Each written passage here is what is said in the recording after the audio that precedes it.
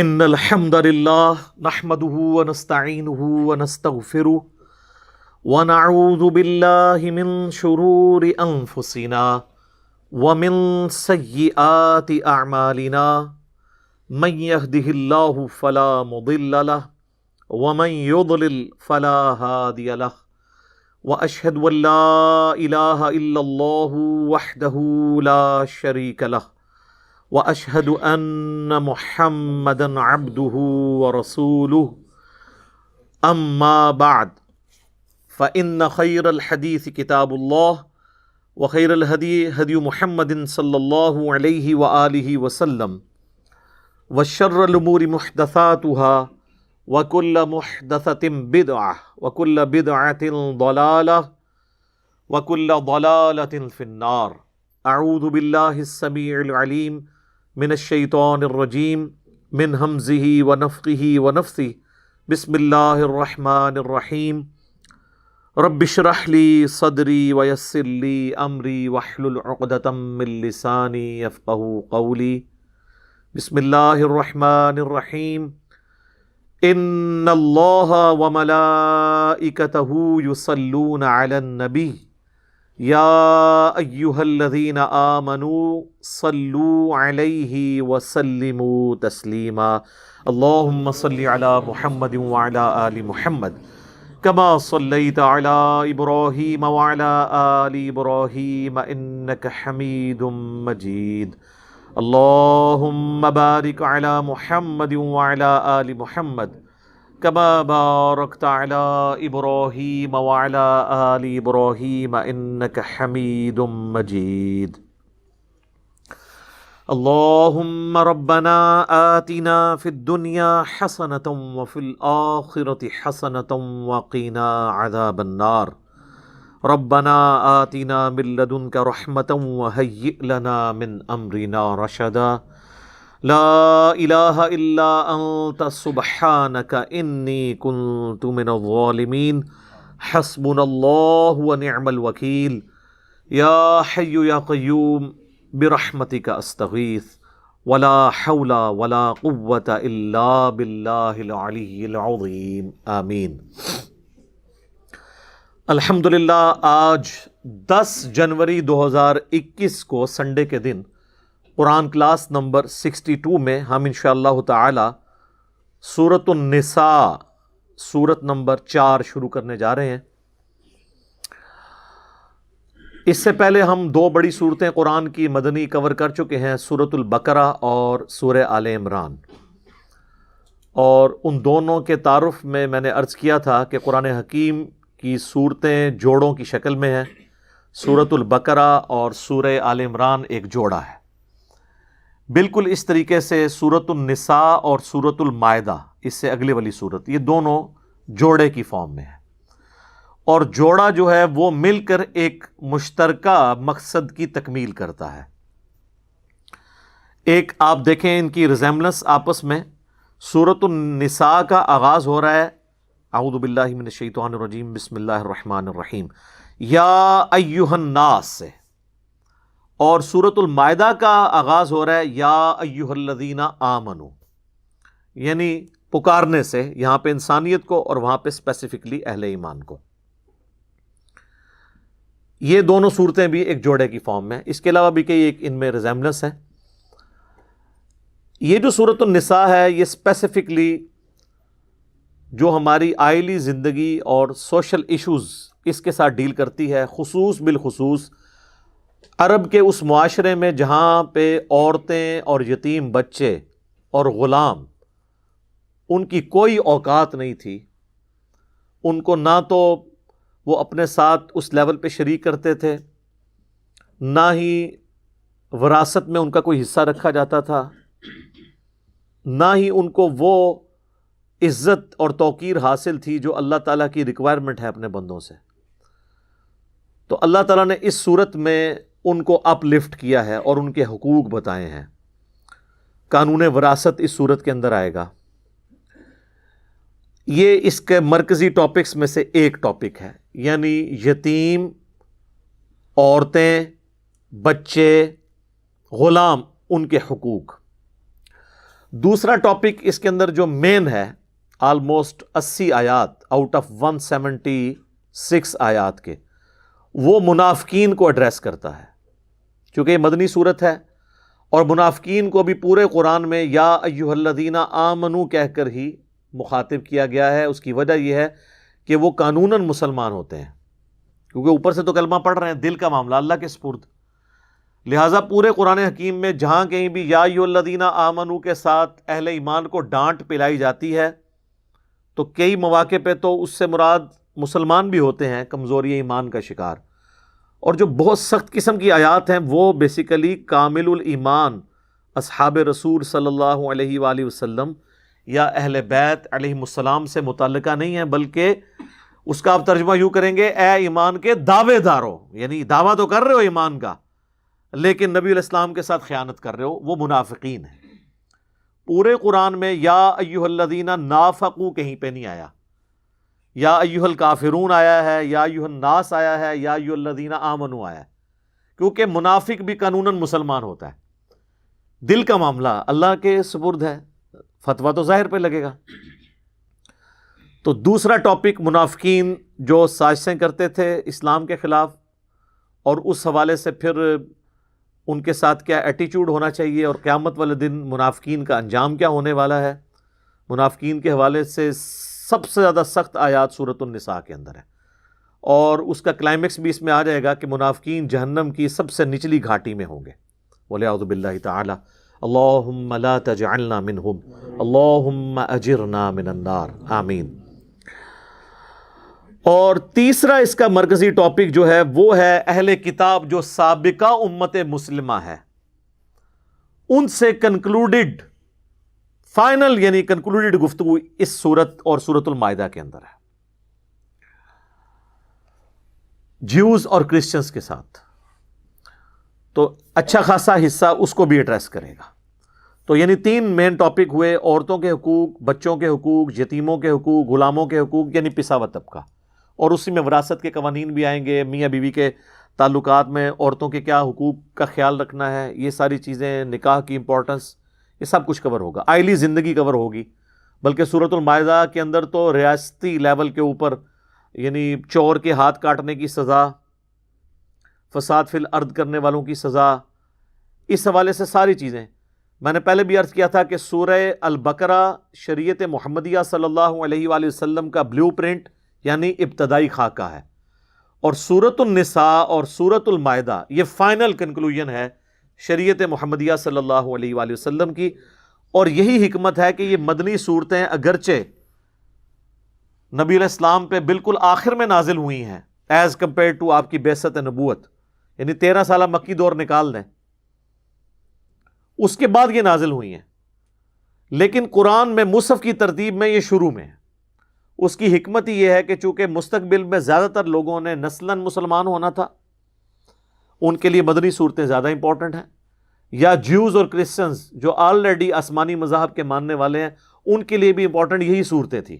تو اللہ تعالیٰ نے مصحف کی ترتیب اس کی یہ رکھی ہے جو ترتیب نزولی سے ہٹ کر ہے، لیکن اللہ کے پاس جو اس کے علم میں لوح محفوظ کے اندر قرآن ہے وہ اسی ترتیب کے ساتھ ہے، بل ہوا قرآن مجید فی لوح محفوظ۔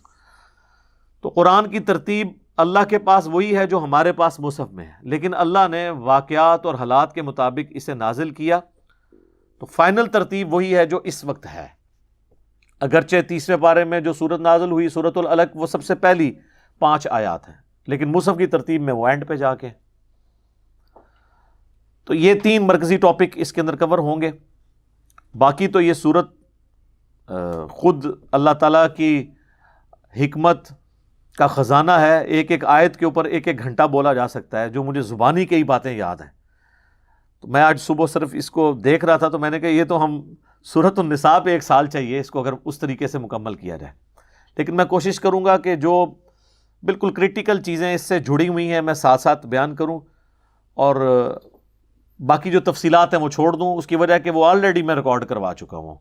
پچھلا ہمارا جو قرآن کا پورا دورہ قرآن تھا وہ 9 سالوں میں 344 لیکچرز میں مکمل ہوا ہے، تو اس میں تو میں نے ڈیٹیل کے ساتھ کی، اس میں بھی میں اتنی ڈیٹیل ضرور کروں گا کہ چیز کوئی سکپ نہ ہو۔ اب اللہ کا نام لے کے اسے شروع کرتے ہیں. اعوذ باللہ من الشیطان الرجیم، بسم اللہ الرحمن الرحیم. یا ایہا الناس اتقوا ربکم الذی خلقکم من نفس واحدہ. اے پوری انسانیت، اس اللہ سے ڈر جاؤ، اس رب کا تقوی اختیار کرو جس نے تم سب کو ایک جان سے پیدا کیا، یعنی سیدنا آدم علیہ السلام. وَخَلَقَ مِنْهَا زَوْجَهَا، اور اسی جان سے اس کا جوڑا بنا دیا، یعنی سیدہ حوا.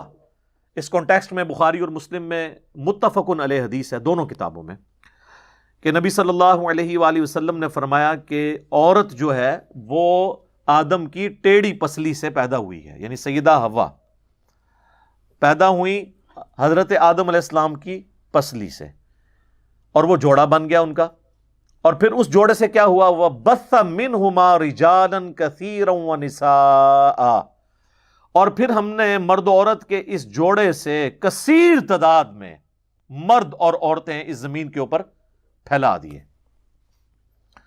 اس کی تفصیل ہمیں قرآن و حدیث میں نہیں ملتی کہ یہ کس طریقے سے ہوا. البتہ سابقہ جو ہمارے پاس نالج ہے اسرائیلی روایات کی شکل میں جیوز اور کرسچنز کے ہاں، اس سے ہمیں تھوڑا بہت اس کا اشارہ ملتا ہے کہ حضرت آدم اور سیدہ حوا علیہم السلام، ان کے ہاں ایک جوڑا صبح کے وقت پیدا ہوتا تھا اور ایک جوڑا شام کے وقت، اور وہ بڑے مختصر وقت میں جوان بھی ہو جاتے تھے. چونکہ اللہ نے اب سٹارٹ تو لینا تھا نا، سٹارٹ کے وقت تو کچھ نہ کچھ ایسی ایکٹیویٹی پرفارم ہونی تھی نا. اور پھر جو صبح کے وقت جوڑا ہوتا تھا نا، اس کا کراس شام والے جوڑے کے ساتھ ہوتا تھا، یعنی صبح کے وقت جو لڑکا تھا اس کا نکاح شام والی لڑکی کے ساتھ، اور جو شام والا لڑکا ہے اس کا صبح والی لڑکی کے ساتھ، اس طرح کراس ہوتا تھا. اور جب یہ سلسلہ شروع ہو گیا، اس کے بعد پھر اللہ تعالیٰ نے جو بہن اور بھائی والا رشتہ ہے، جو پہلے اس وقت میں ظاہر ہے کہ ایز اے لاسٹ ریزارٹ اس کو آغاز کرنے کے لیے وقتی طور پر حلال تھا، اس کو قیامت تک کے لیے حرام کر دیا. وہ ابدی حرمت والے رشتے کون کون سے ہیں وہ بھی سورۃ النساء میں آ جائیں گے. تو اس طریقے سے یہ معاملہ چلا، اور اسی کانٹیکسٹ میں وہ قابیل اور حابیل کا واقعہ بھی ملتا ہے. وہاں پہ بھی ان کا کنفلکٹ اسی بات پہ ہوا تھا. اس پہ میری ڈیٹیل ویڈیو ریکارڈڈ ہے. سورۃ المائدہ میں وہ واقعہ آئے گا تو پھر انشاءاللہ اس پہ ہم گفتگو کریں گے. تو اللہ تعالیٰ فرماتا ہے کہ اس جان سے اس کا جوڑا یعنی سیدہ حوا کو پیدا کیا، اور کثیر تعداد میں پھر مرد و عورت اس زمین کے اوپر بسا دی اللہ نے. واتقوا اللہ، ڈر جاؤ اس اللہ سے، اس کا تقوی اختیار کرو. الذی تساءلون بہ والارحام، وہ اللہ کے جس کے ذریعے تم ایک دوسرے سے سوال کرتے ہو. یعنی جب معاملہ بالکل پھنس جاتا ہے تو آخر میں انسان کہتا ہے یار اللہ کے لیے جانے دو، اللہ کے لیے معاف کر دو، ٹھیک ہے اس کی غلطی ہے لیکن اللہ کا واسطہ. تو اللہ تعالیٰ فرماتا ہے تم اپنے جھگڑوں میں جب بالکل بے بس ہو جاتے ہو تو جس ذات کا حوالہ دے کر ایک دوسرے کو خوف دلاتے ہو کہ اللہ سے ڈرو، اس کے ساتھ یہ نہ کرو، اس اللہ کا تقوی پھر تم اختیار بھی کرو. یہ صرف ایک زبانی کلامی جملہ نہ ہو جس طرح ہمارے اکثر لوگ یہ بولتے ہیں جی وہ جیڑی رات قبر ہی جی وہ باہر نہیں، جیڑی باہر ہے وہ قبر ہی نہیں. تو اس کے بعد تو یہ ہونا چاہیے کہ آج سے تم قبر کی تیاری بھی شروع کر دو. نہیں، یہ جملے وہ بدماش اور گنڈے بول رہے ہوتے ہیں جو قاتلانہ حملے میں بچ جاتے ہیں، اور اس کے بعد ان کی کوئی لائف چینج بھی نہیں ہوتی. ہونا تو چاہیے اس کے بعد پھر وہ لائف بھی اس طریقے سے گزارے نا کہ آج کی رات اگر قبر میں چلے گی تو میں اللہ کو منہ بھی دکھا لوں. تو یہ ایک روایتی جملے ہیں، ایک علمی شہوت ہے، کوئی پوری کر لے جب تک پریکٹیکلی آپ اللہ کو اکاؤنٹیبل نہیں ہوتے. تقوی مسند احمد میں حدیث ہے صحیح سند کے ساتھ. اللہ کے محبوب صلی اللہ علیہ وآلہ وسلم نے حجۃ الوداع پہ جو خطبہ دیا تھا اس میں یہ الفاظ بھی تھے، مسند احمد میں آئے ہیں کہ آپ صلی اللہ علیہ وآلہ وسلم نے فرمایا کہ لوگو تم سب کے سب آدم کی اولاد ہو، اور آدم کو اللہ نے مٹی سے پیدا کیا تھا. کسی گورے کو کالے پر، کسی کالے کو گورے پر، کسی سرخ کو سیاہ پر، کسی سیاہ کو سرخ پر کوئی فضیلت حاصل نہیں ہے سوائے تقوی کے، جو یہاں پہ بار بار آ رہا ہے. جو اللہ سے جتنا ڈر گیا، سورۃ الحجرات میں بھی آیا نا، ان اکرمکم عند اللہ اتقاکم، تم میں سے اللہ کے حضور مرتبے والا وہ ہے جو پرہیزگار ہوگا، اللہ سے ڈرنے والا ہوگا. یعنی کسی کے نسب کی بنیاد پہ اس کو فیصلہ نہیں ہونا. ہاں اگر نسب اس کا اچھا ہے اور اعمال بھی اچھا ہے تو پھر نسب ظاہر ہے وہ پھر ویلیو ایڈیشن کر دے گا. پھر سیدہ فاطمہ ہی جنتی عورتوں کی سردار ہوں گی جو بخاری مسلم میں آیا. پھر سیدنا حسن و حسین ہی جنتی نوجوانوں کے سردار ہوں گے جو جامعہ ترمذی کے اندر آیا اور مسند احمد کے اندر. لیکن پہلی چیز ہے کہ عمل بھی درست ہوئے. صحیح مسلم میں حدیث ہے, نبی علیہ السلام نے فرمایا جس کے عمل نے اسے پیچھے چھوڑ دیا اس کا نسب, اس کا خاندان اسے آگے نہیں کر سکتا. ہاں جس کے نسب نے اسے, جو عمل نے اس کو پیچھے نہیں چھوڑا, عمل اس کے درست ہے, تو پھر اس کا نسب اسے فائدہ دے گا. تو ہم ایکسٹریم رویوں پہ نہیں ہیں, ہم نسبت کو مانتے ہیں, لیکن نسبت یہ نہیں ہونی چاہیے کہ ہو سید اور سب سے زیادہ جو ہے وہ سوٹیں بھی وہی لگا رہا ہو. پھر تو اس کی عزت نہیں ہوگی جب تک اس کے اعمال نہیں ہوں گے. اس پہ بھی میرے یوٹیوب پہ ایک ویڈیو ہے, کیا سارے ہاشمی سید جو ہیں ان کا احترام کیا جائے. تو یہ دیکھنا ہوگا کہ وہ سید ہونے کا حق بھی ادا کر رہے ہیں, نہیں صرف دعویٰ کرنے سے نہیں. تو اس مسند احمد کی حدیث میں الفاظ ہیں, کسی گورے کو کالے پر, کالے کو گورے پر, سرخ کو سیاہ پر, سیاہ کو سرخ پر کوئی فضیلت نہیں سوائے تقوی کے. تقوی کی بنیاد پہ اللہ تعالیٰ قیامت والے دن نوازے گا. تو یہاں پہ بھی آپ دیکھیں سٹارٹ ہوا یا ایھا الذین آمنوا اتقوا ربکم, اپنے رب سے ڈرو, اس کا تقوی اختیار کرو. پھر آگے چل کے پھر آیا واتقوا اللہ الذی تساءلون بہ والارحام. یہاں پھر تقوی کو اللہ تعالیٰ نے ایڈریس کیا. تو اس اللہ سے ڈرو جس کی وجہ سے ایک دوسرے سے سوال کرتے ہو, والارحام, اور جو اللہ تعالیٰ نے رحمی رشتے بنائے ہیں, خون کے رشتے بنائے ہیں, ان کی بھی پاسداری کرو. یعنی اللہ سے ڈرتے ہوئے جس طرح ایک دوسرے کو سوال کرتے ہو, اللہ ہی سے ڈرتے ہوئے ارحام کا بھی خیال رکھنا ہے, رحمی رشتوں کا. یعنی یوٹرس رحم کہا جاتا ہے عربی میں.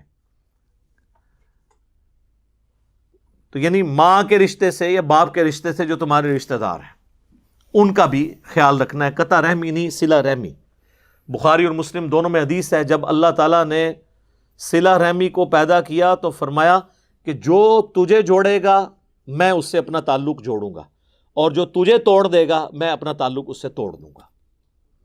اور ایک اور حدیث ہے بخاری اور مسلم دونوں میں کہ نبی علیہ السلام نے فرمایا کہ قطع رحمی کرنے والا شخص جو ہے وہ جنت میں داخل نہیں ہوگا. تو رشتہ داروں کے ساتھ صلہ رحمی کرنا ضروری ہے, لیکن یہ صلہ رحمی ہوگی اللہ اور اس کے محبوب صلی اللہ علیہ وآلہ وسلم کی تعلیمات کے اندر اندر. یہ نہیں ہے کہ وہ یہ ماں کے جی داڑھی مڈا دے رہی تھا میں دودھ نہیں بخشاں گی. یہ کتنی متکبر مائیں ہیں جو یہ جملہ بولتی ہیں. ان ماؤں سے پوچھو کہ بھئی تم نے خود جنت میں جانا ہے کہ نہیں, کہ تم دوسروں کی جنت کا فیصلہ کر رہی ہو اور اکڑ رہی ہو اللہ اور اس کے رسول کی مخالفت کے اوپر. ماں باپ کی عزت کا ہمیں کس نے حکم دیا ہے؟ اللہ نے. اور اگر ماں باپ اللہ کے باغی ہوں اور پھر وہ اکسائیں اپنی اولاد کو کہ وہ اللہ کے مخالفت پہ کھڑا ہو تو پھر ان کی اطاعت نہیں ہوگی. لیکن دنیا میں سورہ لقمان میں ہے کہ معروف طریقے سے ان کے ساتھ چلنا ہے, بدتمیزی نہیں کرنی, لیکن ان کا کہنا نہیں ماننا اس معاملے میں جہاں پہ وہ اللہ اور اس کے محبوب صلی اللہ علیہ وآلہ وسلم کے خلاف چلنے کا حکم دے.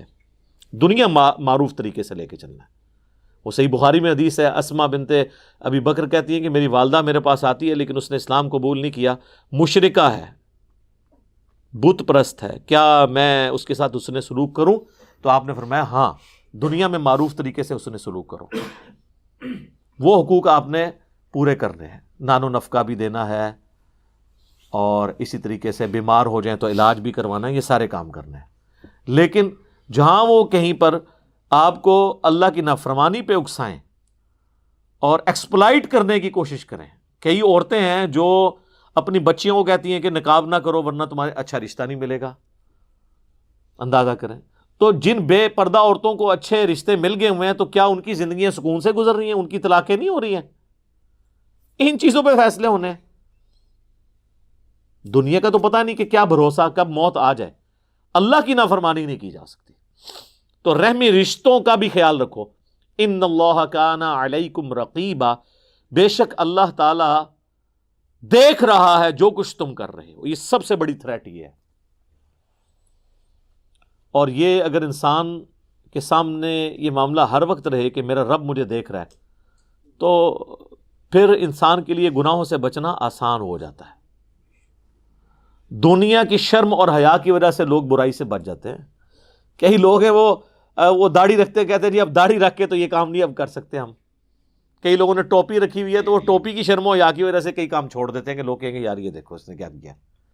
تو سب سے بڑھ کر شرم و حیا اللہ کی کرنی چاہیے، اور وہ اللہ جو دیکھ رہا ہے۔ باقیوں کا دیکھنا تو میٹر نہیں کرتا، وہ سزا بھی نہیں دے سکتے، اور اللہ وہ دیکھنے والا ہے کہ اگر وہ سزا کا فیصلہ کر دے تو کوئی چھڑا نہیں سکتا، یہ بات ہے۔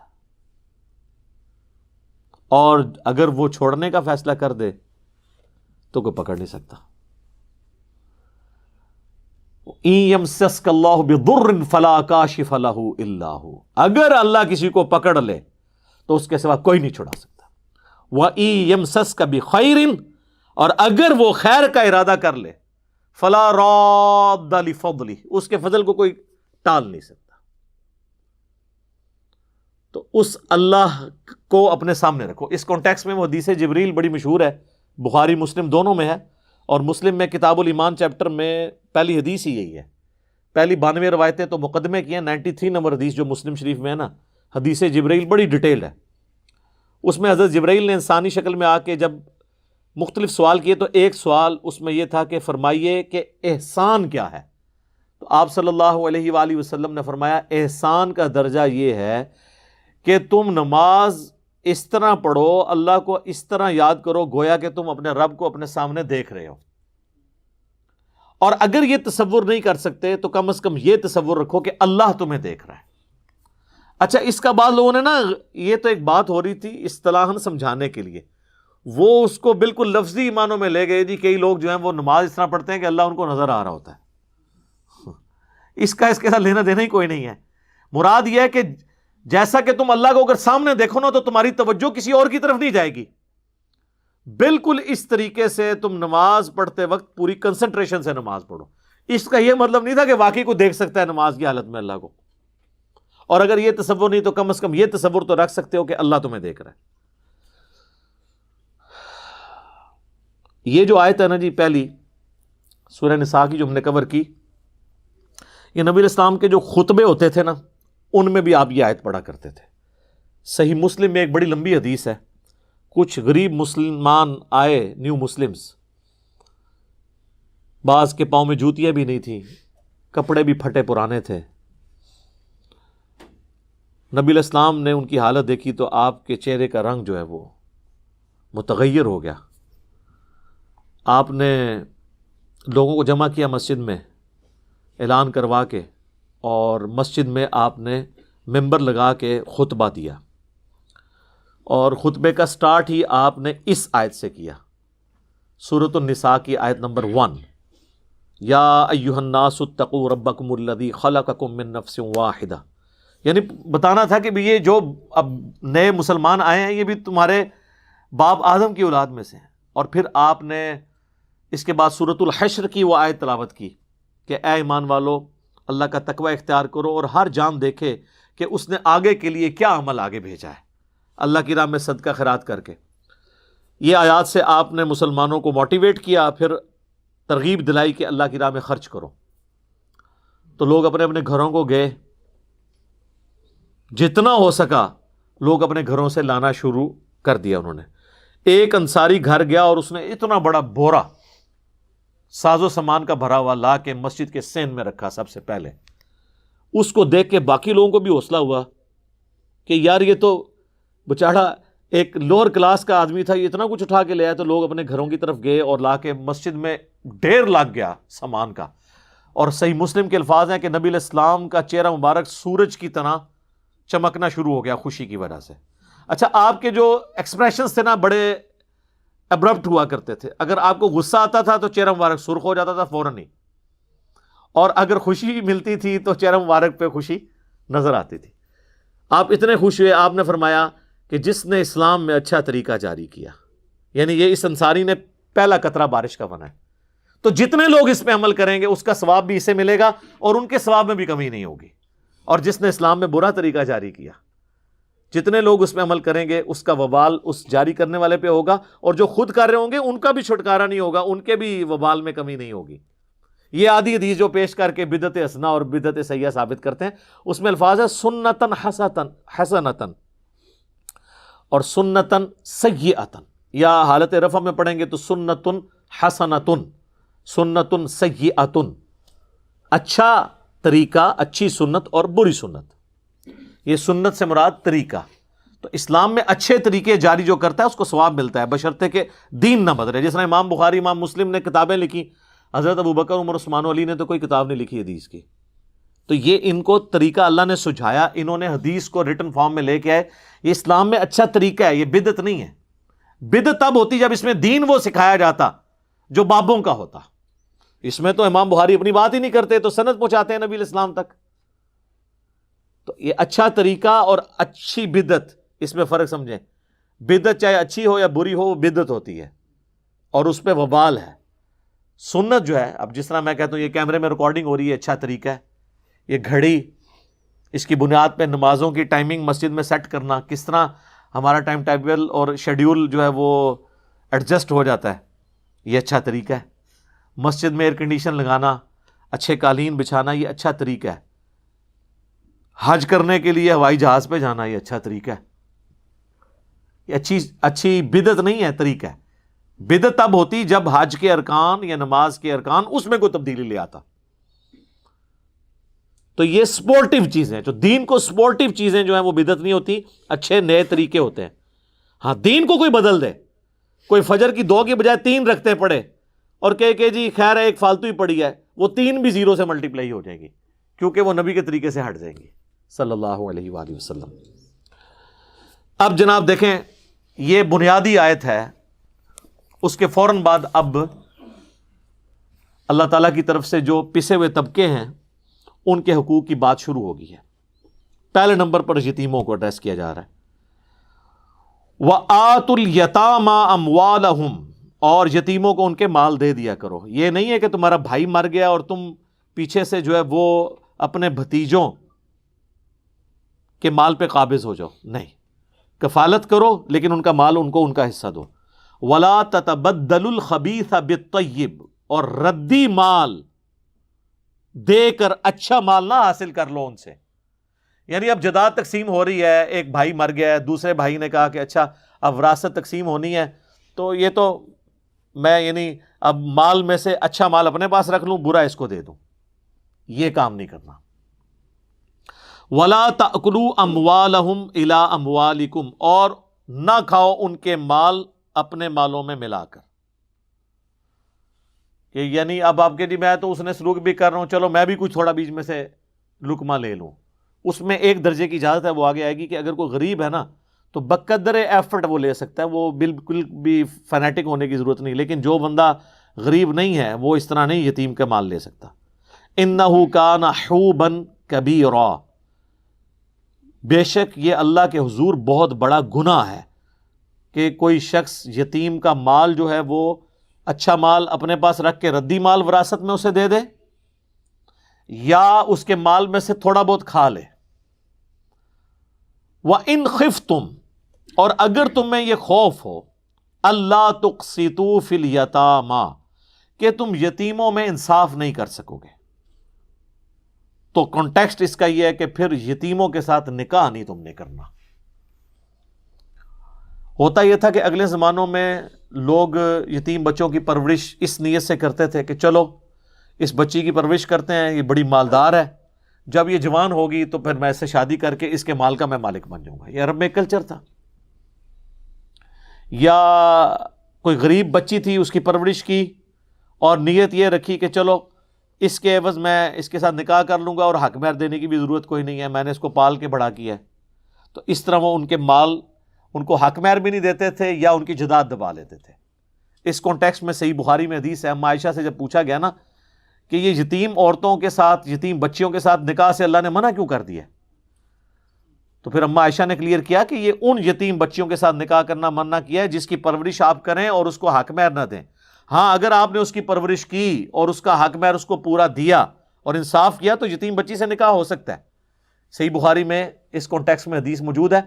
اور سورۃ النساء کے اندر پھر وہ آیت بھی نازل ہو گئی جب حضور سے کاؤنٹر کوشچن ہوا کہ یہ ہم یتیم بچیوں سے نکاح نہیں کر سکتے، تو اللہ تعالیٰ نے پھر وہ فتویٰ بھی دیا، وہ اسی صورت میں نا وہ پھر آیت کوٹ کی امام اما عائشہ نے سلام اللہ علیہا، کہ وہ آیت آگے چل کے آ جاتی ہے سورۃ النساء کے اندر ہی 127 نمبر آیت ہے وہ، جس میں اللہ تعالیٰ نے یہ کلیئر کیا ہے کہ تم فتویٰ پوچھ رہے ہو مجھ سے یتیم عورتوں کے بارے میں، تو میں تمہیں اس کا فتوے کا جواب بھی دے دیتا ہوں۔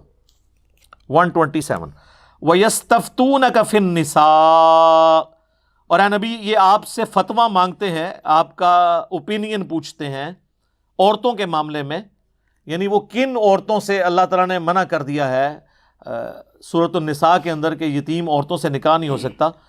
قُلِ اللَّهُ يُفْتِيكُمْ، اے نبی تم فرماؤ کہ اللہ تمہیں فتویٰ دیتا ہے فیہن ان کے بارے میں، وما یتلی علیکم فی الکتاب فی یتامی النساء، جو کتاب میں تمہیں بتایا گیا تھا یتیم عورتوں کے بارے میں، اللاتی لا تؤتونہن ما کتب لہن، وہ ان عورتوں کے بارے میں ہے جن کو تم حق مہر نہیں دیتے اور ان کے ساتھ یتیم ہونے کی وجہ سے ظلم کر کے ان کو اپنے نکاح کے اندر لے لیتے ہو، ترغبون ان تنکحوہن، اور تم یہ رغبت رکھتے ہو کہ ان سے نکاح کر کے ان کی دولت پہ قبضہ کر لو، تو ایسا نکاح منع ہے۔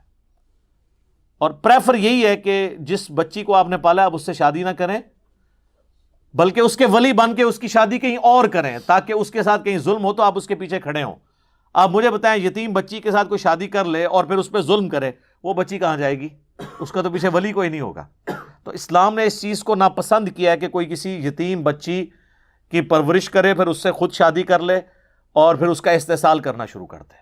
ہاں اگر استحصال نہ کرے تو وہ سورۃ النساء کی آیت نمبر 127 میں اجازت مل گئی، استحصال نہیں کرتے پھر تو بہت نیکی کا کام ہے، لیکن بہتر یہ ہے کہ تم خود اس کے ولی بن کے کہیں اور شادی کرو، تاکہ اگر کوئی معاملہ کل کو بگڑے تو تم پیچھے اس کے پشت پہ کھڑے ہو اس کی سپورٹ کے لیے۔ تو فرمایا گیا اگر تمہیں خطرہ ہونا انصاف نہیں کر سکتے یتیموں کے معاملے میں تو پھر ان سے تم نے نکاح نہیں کرنا، فانکحوا، پس نکاح کرو، ان یتیم عورتوں کو چھوڑ دو، ان کے سوا اور عورتوں سے نکاح کرو، ما طاب لکم، جو تمہیں پسند آئیں، من النساء، عورتوں میں سے، مثنا و ثلاث و رباع، دو دو، تین تین، چار چار۔ یہ عربی میں بولنے کا یعنی ایک محاورتاً یوں بات بولی جاتی ہے۔ اب بعض لوگوں نے یہ دو دو کو جمع کر کے 4 کیا، تین تین کو جمع کر کے 6 کیا، 10 ہو گئی، اور 4 4 کو جمع کر کے 8 کیا، اور کہتے ہیں 18 بھی ہو سکتی ہیں۔ یہ نہیں، یہ عربی لنگوسٹک ہے۔ تو یہ جو ڈبل بولا گیا نا، اس کا مطلب ورنہ تو اللہ نے 18 ڈائریکٹ ہی کہہ دینا تھا، تو اللہ ہمارا 2 2 کر لو، چلو 3 3 کر لو۔ اب اس کا 3 3 اگر میں کسی کو یار چلو یار 2 2 ہی لے لو تسی، اگر میں کہوں یار کھجوریں بانٹ رہے ہیں ایک ایک اور میں کہوں یار چلو 2 2 لے لو، تو اس کا یہ مطلب ہوگا کہ ہر بندے کو 4 4 دینی ہے؟ نہیں، مراد یہ ہے کہ چونکہ جمع پہ بات ہو رہی ہے کہ 2 2 ساروں کو دیجیے۔ میں کہوں یار چلو 3 3 لے لو، 3 3 لے کا مطلب یہ کہ 6 6 لے لو، نہیں، سب کو 3 3 دے دو۔ تو یہ وہ محاورتاً بات ہو رہی ہے۔ تو یتیم عورتوں کو چھوڑ کے تم کسی بھی عورت سے جو تمہاری محرم نہ ہو نکاح کر سکتے ہو، 2 3 اور 4، یہ حد لگا دی۔ لیکن ساتھ ہی کہا فَإِنْ خِفْتُمْ، لیکن اگر تمہیں یہ خوف ہو اللہ تعدلوا کہ تم ان میں انصاف نہیں کر سکتے، فَوَاحِدَةً، تو ایک ہی عورت پر اکتفا کرو، ایک ہی بیوی ہونی چاہیے اگر آپ کو یہ ڈر ہو جائے کہ آپ ان میں انصاف نہیں کر سکتے۔ ہاں انصاف کر سکو پھر 4 تک کی اجازت ہے، اور یہ 4 ایک وقت میں ہے۔ اگر کوئی فوت ہو گئی یا طلاق دے دی پھر ایک اور کر لی تو وہ 5ویں نہیں شمار ہوگی، وہ 4تھی ہوگی۔ ایک وقت میں 4 کر سکتے ہو، بشرطے کہ ان کے ساتھ انصاف کر سکو۔ اس کانٹیکسٹ میں کئی احادیث موجود ہیں، ابو داؤد کے اندر، ترمذی میں، مسند احمد میں۔ کئی مسلمان ہوئے جن کی 4 سے زیادہ شادیاں تھیں، تو نبی علیہ السلام نے پھر انہیں کہا کہ 4 رکھو، باقیوں کو طلاق دے دو، اپنا بیچ میں سے چوز کر لو کون سی 4 رکھنی ہے۔ 4 سے زیادہ نہیں تم رکھ سکتے ایک وقت کے اندر۔ تو ایک اگر انصاف کرنے میں تمہیں خطرہ ہے کہ نہیں کر سکو گے، ایک پر اکتفا کرو۔ تو اس سے اسلام کے ایک مزاج کا پتہ چلا کہ اسلام کہتا ہے کہ انصاف کی پرائورٹی ہے، انصاف کر سکو تو ایک سے زیادہ کرنی ہے، ورنہ انڈیا پاکستان میں تو جس نے ایک سے زیادہ کی ہے نا، خود بھی ذلیل ہوا ہے اور پورے معاشرے کو بھی اس نے ذلیل کرایا، الا ماشاء اللہ، کیونکہ انصاف نہیں ہوتا۔ اچھا یہ انصاف صرف ہے نانو نفقے میں، دلی رجحان میں انصاف نہیں، وہ تو ممکن ہی نہیں ہے، کیونکہ دل پہ تو انسان کا کنٹرول نہیں۔ لیکن جتنے ظاہری معاملات ہیں، یعنی ایک کو جتنا ٹائم دینا ہے دوسری کو بھی اتنا ہی دینا ہے، ایک کو جتنا خرچہ لگایا دوسری کا بھی اتنا لگانا ہے۔ جو چیز کوانٹیفائی ہو سکتی ہے نا، وہ ساری چیزوں میں برابر رکھنا ہے اسے۔ یہ نہیں ہے کہ ایک کو اعلیٰ گھر میں رکھا ہے دوسرے کو، پھر تم انصاف نہیں کر رہے ہوگے، وہ آپ نے برابر رکھنا ہے۔ باقی دلی رجحان تو ظاہر ہے کہ بچے انسان کے اپنے سارے بچے ہوتے ہیں، لیکن سارے بچے ایک جیسے عزیز نہیں ہوتے، کچھ زیادہ کسی سے محبت ہوتی، کسی سے کم ہوتی ہے، لیکن ہوتی سب سے ہی ہے، اس میں انسان کنٹرول نہیں کر سکتا۔ اسی طرح ایک بیوی جو ہے وہ خامند کو زیادہ رسپیکٹ دیتی ہے، زیادہ اچھے طریقے سے بیہیو کرتی ہے، آٹومیٹکلی اس کی محبت خامند کے دل میں زیادہ ہوگی۔ لیکن یہ نہیں کہ اب یہ اس کی محبت میرے دل میں زیادہ ہے تو میں اس کے ساتھ زیادہ اس نے سلوک کروں ایز کمپیئر ٹو دوسری بیوی کے، الا یہ کہ وہ بیوی خود اپنا کوئی حق معاف کر دے، وہ والا معاملہ علیحدہ ہے۔ تو اللہ تعالیٰ نے فرمایا ایک پر اکتفا کرو، اور اس کو سپورٹیو وہ سورۃ النساء کی آیت نمبر 129 ہے، جس میں اللہ تعالیٰ نے پہلے ہی کہہ دیا کہ ہمیں پتہ ہے کہ تم انصاف نہیں کر سکتے اس اعتبار سے، تو ہم وہ تمہارا عذر قبول کرتے ہیں، شادی کرو، ایسا مسئلہ نہیں ہے، لیکن ایکسٹریم رویہ نہ اختیار کرو کہ ایک کے ساتھ ہو کے رہ جاؤ اور باقیوں کو تم چھوڑ دو۔ وہ اللہ تعالیٰ نے سورہ نساء کی ہی آیت نمبر 129 میں بینیفٹ آف ڈاؤٹ دے دیا ہے۔ وَلَن تَسْتَطِيعُوا أَن تَعْدِلُوا بَيْنَ النِّسَاءِ وَلَوْ حَرَصْتُمْ، تم کتنی بھی کوشش کر لو ہرگز اپنی بیویوں میں انصاف نہیں کر سکو گے۔ یہ تو اللہ نے خود ہی مان لیا، تو اس کا مطلب ہے اللہ تعالیٰ ہمیں چھوٹ دے رہا ہے۔ فَلَا تَمِيلُوا، بس ایک چیز کا خیال رکھو، فَلَا تَمِيلُوا كُلَّ الْمَيْلِ فَتَذَرُوهَا كَالْمُعَلَّقَةِ، ایسا نہ کرنا کہ کسی ایک کی طرف ہی بہت جھک جاؤ اور دوسری جو ہے وہ سسپینڈڈ پوزیشن میں لٹکی رہے، نہ وہ شوہر والی ہے نہ بغیر شوہر والی ہے، ایک ہی کے پاس رہتے ہو دوسری کو سال ہزار پوچھتے ہی نہیں ہو، ایسے نہ ہو۔ تو اللہ تعالیٰ نے فرمایا کہ یہ ہمیں پتہ ہے کہ اس طرح کا انصاف نہیں ہو سکتا دلی محبت کا، لیکن جو دنیاوی طور پہ جتنی فیسلٹیز ہیں اس میں آپ نے انصاف کرنا ہے۔ او ما ملکت ایمانکم، یا پھر تمہارے ہاتھ کا مال جو کنیزیں ہیں۔ اب یہ آبسلیٹ ہو چکا ہے سلسلہ، اس زمانے میں تھی کہ جنگوں میں جو عورتیں غیر مسلم مردوں کی مسلمانوں کے ہاتھ لگتی تھی، اور ان غیر مسلم مردوں کی عورتیں جو عورتیں جنگ کرنے کے لیے میدان جنگ میں آئی ہوتی تھی۔ یہ نہیں ہے کہ کوئی ملک فتح کیا تو ان کی ساری عورتیں مسلمان لونڈیاں بنا لیتے تھے، نہیں، صرف وہ عورتیں جو جنگ لڑنے کے لیے آئی ہوتی تھی ان کو لونڈیاں بنایا جاتا تھا۔ باقی جو اپنے علاقوں میں تھے جنگ نہیں لڑتے تھے، عام عوام الناس ان پہ نہیں ہوتا تھا ایسا سلسلہ۔ تو اب ان کا دو ہی حال تھے، ایک تو یہ کہ ان کو واپس بھیج دیا جائے کافروں کے پاس، وہاں جائیں گی تو وہ پھر دشمنی اتارنے کے لیے آ جائیں گی، اور دوسرا یہ کہ وہ مسلمان مردوں کو ڈپینڈنگ اپان جس کی جتنی پرفارمنس ہے جہاد اور قتال میں، وہ امیر المومنین ان کو تقسیم کریں۔ خیر اب یہ سلسلہ ایبسلیٹ ہو چکا ہے، اسلام نے اتنا پروموٹ کیا غلاموں کو آزاد کرنے کے فضائل اور لونڈیوں کو آزاد کرنے کے اور خود نکاح کرنے کے۔ خود جو سیدہ صفیہ تھیں یہودیہ تھیں، اور یہ بھی لونڈی بن کے نبی الاسلام کے پاس آئی تھی، صحیح بخاری میں آتا ہے۔ تو نبی الاسلام نے ان کو آزاد کر کے ان سے نکاح کیا، اور آزاد کرنے کی جو قیمت تھی وہ ان کا حق مہر قرار پایا، اور وہ ام المومنین بن گئی۔ تو نبی الاسلام نے اپنے عمل سے یہ اس چیز کی ترویج کی ہے۔ تو آج یعنی یہ آبسلیٹ ہو چکا ہوا ہے، یہ مطلب بعض لوگ سمجھتے ہیں کہ یہ جو گھروں میں کام کرنے والی ہیں، یا آپ جا کے کی علاقہ غیر سے عورت خرید کے لے آئیں تو وہ لونڈی بن جائے گی، اس طرح نہیں ہوتا، وہ لونڈیاں نہیں ہوں گی۔ اگر کوئی اس طریقے سے عورت لے کے آتا ہے تو نکاح ہی کرنا ہوگا، لونڈیوں والا معاملہ ان کے ساتھ نہیں ہوگا۔ ذالک ادنی اللہ تعولوا، یہ زیادہ قریب اس کے ہے کہ تم ایک ہی طرف جھک نہ جاؤ۔ یہ نہ وہی والی بات کہ بھئی ایک طرف جھک جانے سے بہتر یہ ہے تم 2 3 یا 4 شادیاں کرنے کی بجائے ایک ہی بیوی کرو، تاکہ یہ خطرہ ٹل جائے۔ اور میں تو پرسنلی کہتا ہوں کہ جو لوگ فائنینشلی سپورٹ کر سکتے ہیں انہیں ایک سے زیادہ شادیاں کرنی چاہیے۔ اگر ان کی ایک نبھ جائے، یہ نہ ہو کہ دوسری کریں تو پہلی بھی ختم ہو جائے، پھر ایک ہی رہ جائے گی، تو بہتر ہے پھر ایک ہی رکھیں، جس طرح ہمارے معاشرے میں آپ کو پتہ ہے اسی طرح صورتحال ہے۔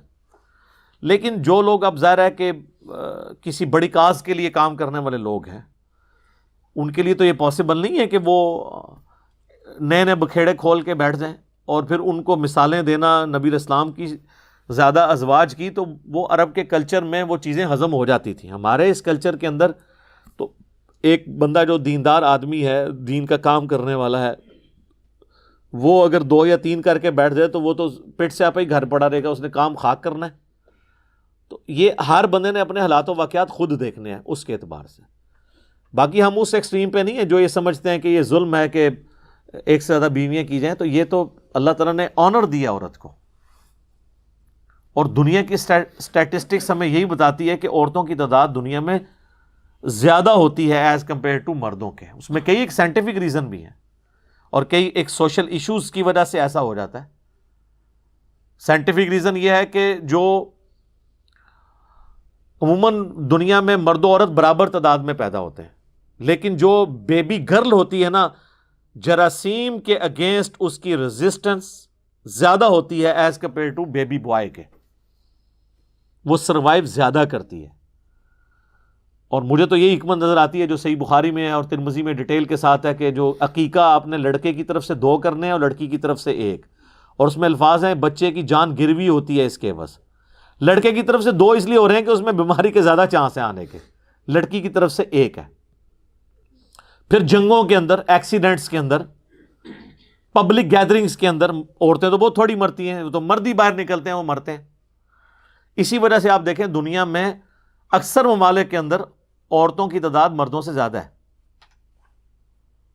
پاکستان میں بھی عورتوں کی تعداد زیادہ ہو چکی ہوئی ہے، صرف ایک ملک ہے انڈیا، اور وہ اس لیے کہ آج سے میں آپ کو 20 سال پہلے کے فگر بتا رہا ہوں کہ روزانہ 3000 بچیاں وہ پریگنینسی میں ضائع کر دیتے تھے، آئیڈینٹیفائی ہونے کے بعد کہ یہ بیبی گرل ہے۔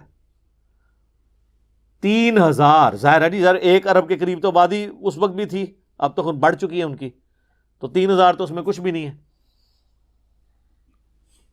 اور یہ بی بی سی کی رپورٹ ہے کہ وہاں ایسا ہوتا تھا، اس وجہ سے وہاں پہ مردوں کی تعداد زیادہ ہے۔ ادروائز اگر آپ مختلف ملکوں کے سٹیٹسٹکس، میں تو پرانے سٹیٹسٹکس ہیں، یہ احمد دیداد صاحب نے اپنے لیکچر میں بیان کیے تھے، اور وہ بھی آلموسٹ سمجھ لیں آج سے 20 سال پہلے کے فگرز ہیں، اب تو اس سے زیادہ ہوں گے، کہ امریکہ میں 7.8 ملین یعنی 78 لاکھ عورتیں زیادہ ہیں ایز کمپیئر ٹو مردوں کے۔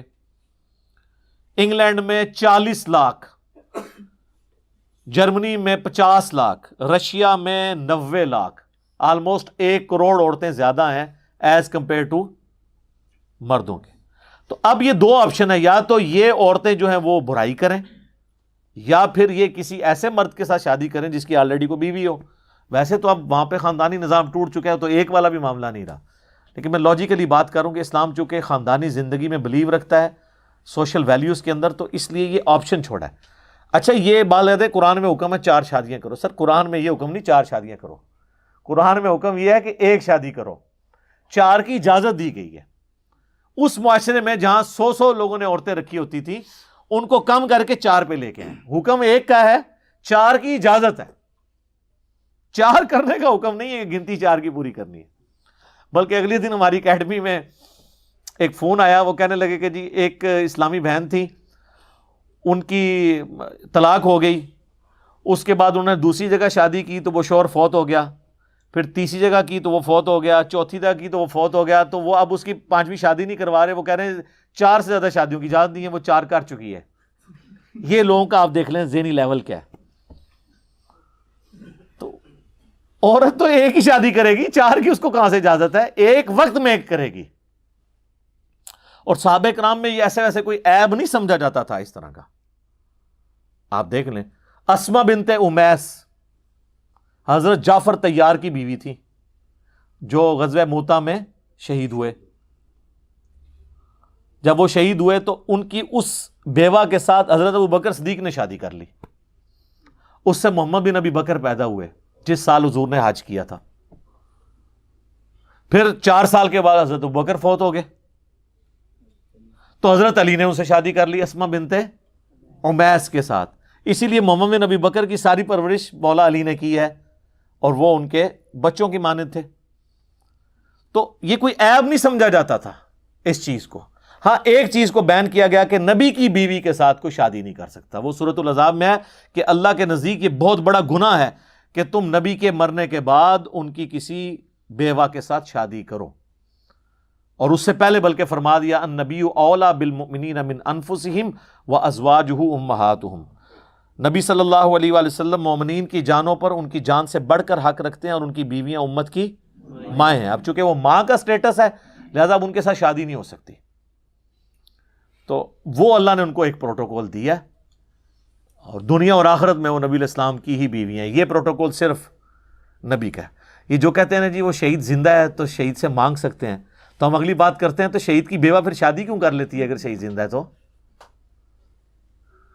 جعفر طیار شہید ہوئے تھے نا, صحیح بخاری میں آتا ہے کہ ان کے 2 یہ بازو کٹ کے تھے, اللہ نے جنت میں ان کو 2 پر دیے جس میں وہ اڑتے ہیں, ٹھیک ہے نا. تو حضرت جعفر طیار جو مولا علی کے بھائی تھے وہ شہادت کے بعد بھی زندہ تھے نا, ان کی شہادت تو کنفرم ہے نا, تو ان کی بیوہ نے شادی کو کر لی تھی حضرت ابوبکر کے ساتھ, ٹھیک ہے.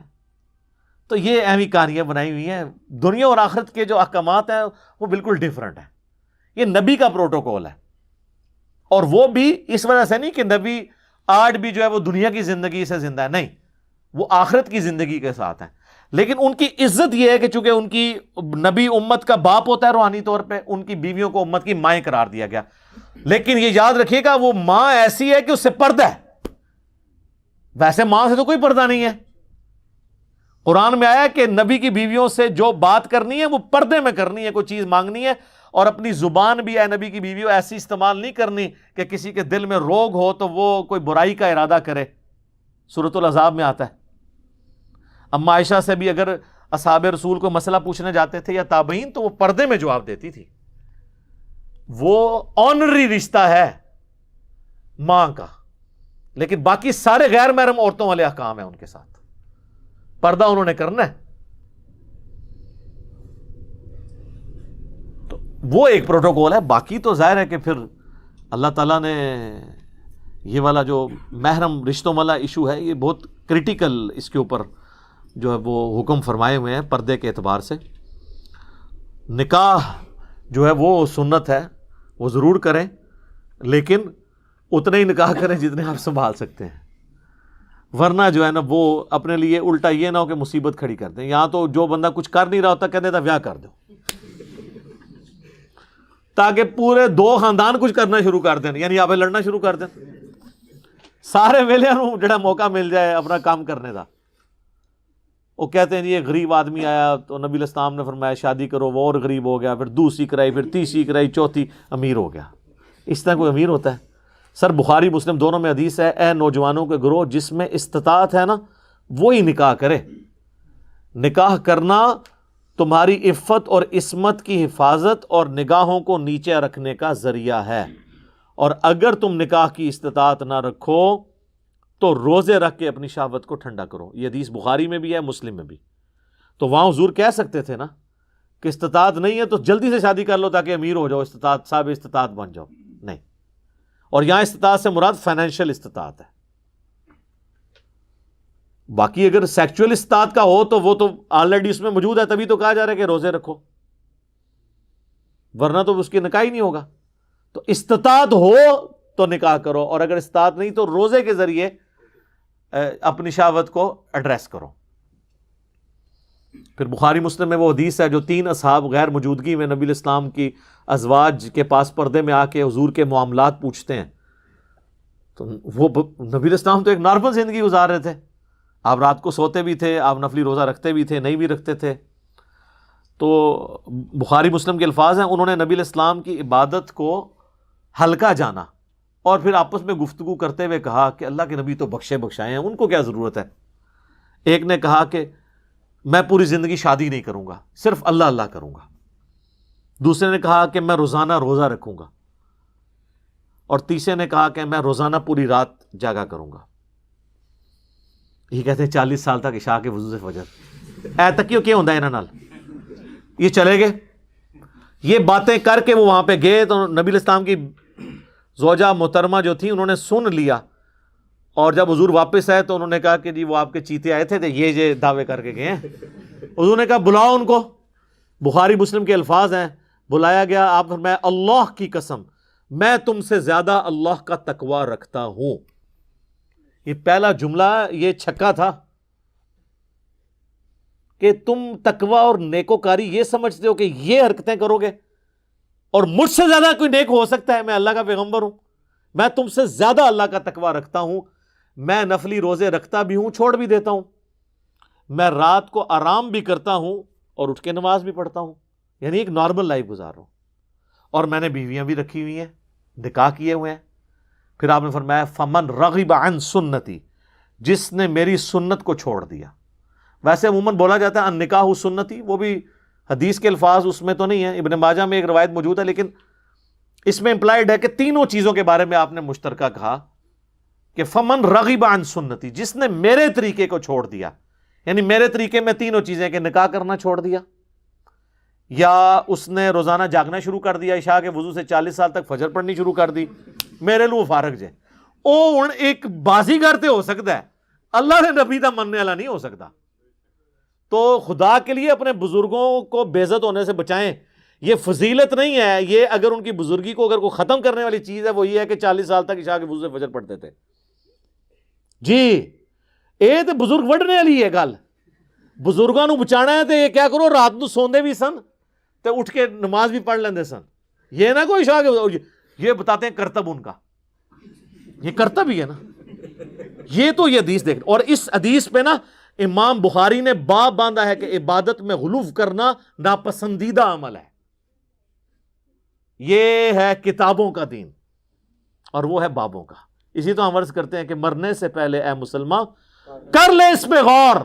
کتابوں کا خدا اور ہے, بابوں کا خدا اور. یہ بابوں نے تو پتہ نہیں کس خدا کا تعارف آپ کو کروایا ہے. جو کتابوں کا خدا ہے نا, جو پیغمبروں کا خدا ہے, وہ تعارف اس طرح کرواتا ہے اپنا, اور یہ فضیلت بتا رہے ہوتے ہیں.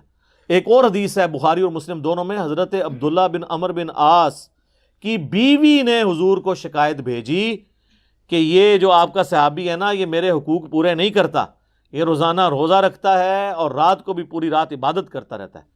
تو نبی علیہ السلام نے ان کو بلا کے پوچھا کہ اے عبداللہ, میں نے تمہارے بارے میں یہ سنا ہے, کیا ایسا ہی ہے؟ انہوں نے عرض کی یا رسول اللہ ایسا ہی ہے.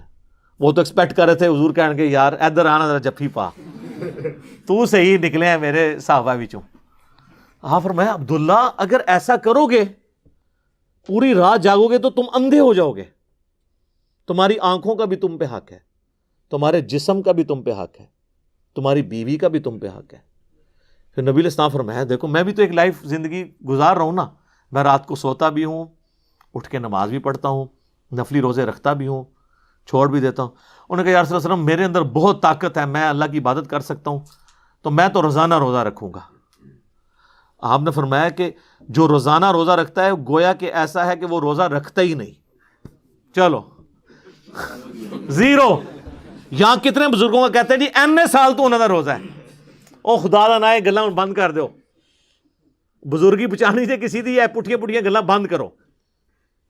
آپ فرمایا جو روزانہ روزہ رکھتا ہے گویا وہ روزہ نہیں رکھنے والا. پھر آپ نے فرمایا کہ مہینے میں 3 روزے رکھ لو, یہ گویا ایسا ہے کہ تم ہمیشہ روزے رکھتے ہو. ان کا یا رسول اللہ میرے میں اس سے زیادہ طاقت ہے. پھر حضور نے اور بڑھائے کرتے کرتے آپ نے آخر میں فرمایا کہ بس اتنی اجازت ہے کہ ایک دن روزہ رکھو ایک دن نہ رکھو, یہ داودی روزے ہیں, اس سے زیادہ میں تمہیں اجازت نہیں دوں گا. تو پھر جب وہ بوڑھے ہو گئے نا تو وہ پھر وہ یاد کرتے تھے اس حدیث کو, کہتے تھے او کاش میں نے حضور کی وہ والی فیسلٹی لے لی ہوتی, اب مجھ سے نہیں روزے رکھے جاتے. تو وہ حضور نے تو مجھے پہلے اتنی بڑی آفر کی تھی. خیر ہمارے لیے تو اس سے بھی آسان آفر ہے. صحیح مسلم میں حدیث ہے, جامعہ ترمذی میں, سنن ابی داؤد میں, سنن نسائی میں, سنن ابن ماجہ میں. یہ جو 6 مین اہل سنت کی کتابیں ہیں نا, بخاری کے سوا باقی 5 کی 5 کتابوں میں حدیث ہے کہ جو رمضان کے روزے رکھے اس کے بعد شوال کے 6 روزے رکھ لے, گویا اس نے پوری زندگی کے روزے رکھے. یعنی ہر سال وہ رکھتا رہے نا تو سال سال کے اس کے روزے ہوتے رہیں گے. اور وہ 6 روزے آپ پورے مہینے میں کسی بھی وقت رکھ سکتے ہیں. بعض کہتے ہیں ایک فوراً بعض رکھ لو, باقی بعض رکھ لو. بعض کہتے ہیں فوراً رکھ لو. نہیں, ایسی کوئی نہیں ہے, پورے مہینے میں آپ کسی بھی وقت 6 روزے وہ پورے کر لیں. جس طریقے سے مرضی.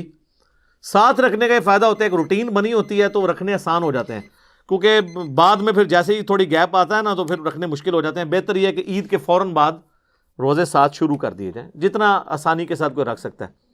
تو وہ بھی گویا اس طرح جس طرح پورے سال کے روزے رکھنے والا ہے. تو سر یہ کتابوں کا دین بہت آسان ہے. میں اکثر اپنے بھائیوں سے کہتا ہوں، لوگ تو یہ کہتے ہیں کہ علم دین آئے گا تو پھر مشکل ہو جاتی ہے، عمل کرنا پڑ جاتا ہے. سر یہ لوگ کہتے ہیں، حالانکہ اگر آپ کے پاس علم دین آ جائے نا تو آپ کے لیے دین پہ چلنا آسان ہو جاتا ہے. کئی کام آپ ایسے کر رہے ہوتے ہیں جو فضول ہوتے ہیں اور آپ نے خام خواہ اپنے آپ کو مصیبت میں ڈالا ہوتا ہے، اور وہ اللہ کی نافرمانی کے کام ہوتے ہیں اور آپ اس پہ مشقت اٹھا کے تو بڑے ثواب کی امید لگائے بیٹھے ہوتے ہیں، جبکہ اللہ نے اسے زیرو سے ملٹیپلائی کرنا ہے. صحیح مسلم میں حدیث ہے، نبی علیہ السلام فجر کی نماز پڑھنے کے بعد اپنے گھر تشریف لائے اور پھر آپ کہیں نکل گئے تو آپ نے اپنی زوجہ سیدہ جویریہ کو دیکھا کہ وہ مصلی پہ بیٹھی ہوئی ہیں. تو آپ کافی دیر بعد جب واپس آئے نا تو وہ ابھی تک مصلی پہ بیٹھی ہوئی تھی. کم از کم 1.5-2 گھنٹے تو بنتے ہیں فجر سے لے کے اشراق تک، اور اس کے بھی بعد حضور تو صحیح مسلم میں آتا ہے کہ کافی جب سورج بلند ہوتا تھا تو واپس آتے تھے. تو آپ جب گئے یعنی فجر کے لیے جا رہے تھے تو وہ مصلی پہ تھیں، اور واپس اتنی دیر بعد آئے تو مصلی پہ ہی تھی. آپ میں تم صبح کی بیٹھی ہوئی ہو مصلی پہ، اور میں نے آنے کے بعد 4 کلمات 3 دفعہ کہے ہیں اور مجھے اس سے زیادہ ثواب مل گیا ہے جو تم صبح سے بیٹھی ہوئی ہو. سبحان اللہ وبحمدہ عدد خلقہ ورضا نفسہ وزنۃ عرشہ ومداد کلماتہ. یعنی سبحان اللہ وبحمدہ کے ساتھ 4 کلمات، عدد خلقہ ورضا نفسہ وزنۃ عرشہ ومداد کلماتہ. اس کو 3 دفعہ میں نے پڑھا اور تم سے زیادہ ثواب مل گیا. یہ ہم نے صبح شام کے اذکار میں یہ بلو کارڈ کے اندر وظیفہ ڈالا ہوا ہے. تو سر ثانیہ. اب جس کو یہ پتہ ہوگا، خصوصاً میرے جیسا بندہ جو مسجد میں فرض کے بعد زیادہ دیر بیٹھ نہیں سکتا مولویوں کے شر سے بچنے کی وجہ سے، تو ہم تو پہلے بہت بیٹھا کرتے تھے، اب تو کہیں نہیں بیٹھ سکتے، تو پھر ہم اسی طریقے سے اب گزارا کر لیتے ہیں. باقی ایک اشراق بندہ گھر بھی پڑھ سکتا ہے، ضروری نہیں کہ مسجد میں پڑھنی ہے. تو ہمارے جیسے لوگوں کا بھی اللہ نے خیال رکھا ہوا ہے اس اعتبار سے کہ یار 3 بار یہ پڑھ لو، ٹھیک ہے. مسجد اگر مولوی نہیں بیٹھ دیتا خیر ہے، ثواب تو اس تو زیادہ دے دیں گا، ٹھیک ہے نا. اور جو بیٹھ سکتا ہے وہ نور لا نور کرے، بیٹھے بھی اور یہ بھی پڑھے، ٹھیک ہوگا جی. اللہ تعالیٰ سے دعا ہے جو حق بات میں نے کہی اللہ تعالیٰ ہمارے دلوں میں راسخ فرمائے. اگر جذبات میں میرے منہ سے کوئی غلط بات نکل گئی تو اللہ تعالیٰ ہمارے دلوں ہی سے اسے محو کر دے. ہمیں کتاب و سنت کی تعلیمات پر عمل کر کے دوسرے بھائیوں تک پہنچانے کی توفیق عطا فرمائے. سبحانک اللہم وبحمدک اشہد ان لا الہ الا انت استغفرک واتوب الیک وما علینا الا البلاغ المبین. جزاکم اللہ خیرا.